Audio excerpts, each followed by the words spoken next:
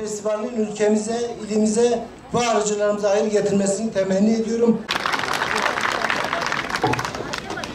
Konuşmalarla sahip olduğumuz potansiyel ile 296 yerli arıcı, 134 gezginci arıcı olmak üzere toplamda 430 arıcıya ve bunlara ait 50.000 kovana ev sahipliği yapmaktayız. İlimizde 2002 yılında 2192 adet olan arılı kovan sayımız 2021 yılında %1146 artarak 25.140 adete ulaşmıştır. 2021 yılında bakanlığımız kaynakları ile tarım ve hayvancılığa verilen destekler 250 milyon iken son 2 yılda valiliğimiz il özel idaresi kaynakları ile de tamamlanan ve devam eden projelerle toplam 120 milyon lira destek verilmiştir. Bu desteklerin yaklaşık 5 milyon lirası arıcılık yatırımları oluşturmakta ve ilimizde arıcılık faaliyetiyle uğraşan üreticilerimizin desteklenmesi amacıyla kullanılmıştır.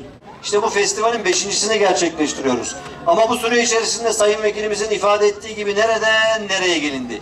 Bir avuç üreticiden, onların işte bir şekilde hobi gibi başladığı bir işten diğer tarafta ekonomimize ciddi katkı veren önemli bir sektöre dönüştü. İşte tescilini aldık Geven balının, bu döneme nasip oldu. Bundan önceki dönemde yapılan çalışmalar, gayretler, hocamız çok güzel bir şekilde ifade etti.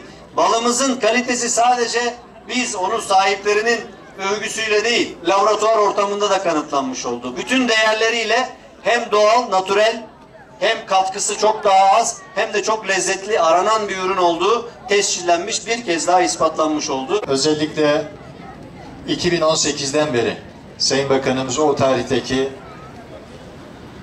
Tarım ve Orman Bakanımız Bekir Pakdemirli'nin teşrifleriyle burada çok güzel bir bal festivalini düzenlemiştik. Tabii o tarihte de yine Erol Bey başkandı. Ben biraz önce de kendisiyle konuştum. Dedim ki Erol abi, bal üretimimiz ne kadar arttı? Ben kilogram bazında söyledim, ton bazında söyledim ama o da bana sadece kovanlar bazında söyledi. Ama 2018'de çok iyi hatırladığım, söylediği çok güzel bir cümle vardı. Dedi ki Sayın Vekilim, bizim bal oranımız yaklaşık olarak %150 oranında biz satışını gerçekleştirdik. Bizim ballarımızdaki sakaroz miktarı 1 gram olarak ölçüldü. Bu da gösteriyor ki çok iyi oranda bir sakaroz miktarı var demektir. Yani kısaca çay şekeri dediğimiz dışarıdan şeker verilmiş mi verilmemiş mi sorusunun cevabı bu. Dolayısıyla bu konuda çiftçilerimizi kutluyoruz. Gerçekten balın orijinalini bozan bir şeker miktarı tespit edilmemiştir. Bunu da özellikle ifade etmek istiyorum. Bir diğeri, ayrıca örneklerin tamamının tebliğde belirtilen fruktoz, glukoz oranının 0.9 ile 1.4 aralığında olduğu ve bunun da bu standartlara uygun olduğunu özellikle ifade etmek istiyorum.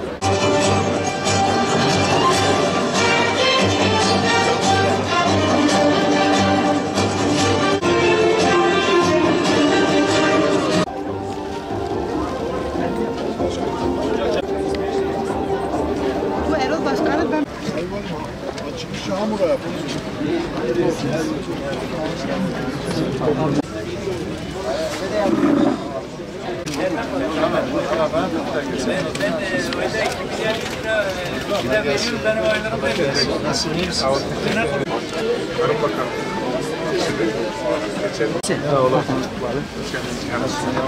Ömer Bey, nasılsınız arkadaşlar? Maşallah, sizin paketlemeniz var mı? Tabii ki. Bak oraya gelelim. Yani bizim mallarımız... Sayın Valim. Vekilim gel ya. Vekilim. Herkes olduğu için çeksin. İnşallah. O arıdan eteğinden. İyiyim sağ ol. Sen nasılsın? Nasıl keyifler? Özellikle belirtelim. Bazen Ağrı dendiği zaman Ağrı'da hangi ürünlerin yetişebileceği, çok soğuk bir memleket olduğu, bazı konularda verimli olamayacağı konuşuluyor. Herkese anlatıyoruz. Bakın şurada gördüğünüz her şey Ağrı sınırlarında yetişmiş, Ağrı'nın çeşitli bölgelerinde yetişmiş. Burası çok bereketli bir memleket. Burası çok potansiyeli olan bir memleket. Biz destekleyeceğiz, çiftçimiz üretecek. Bu çeşidi daha da artıracağız inşallah. Tamam mı? Bunlar da meyveler, bir de sebzeler var orada. Oraya da gideceğiz. Tamam arkadaşlar, hadi bak böyle de çekin. Tamam. Zengin memleket.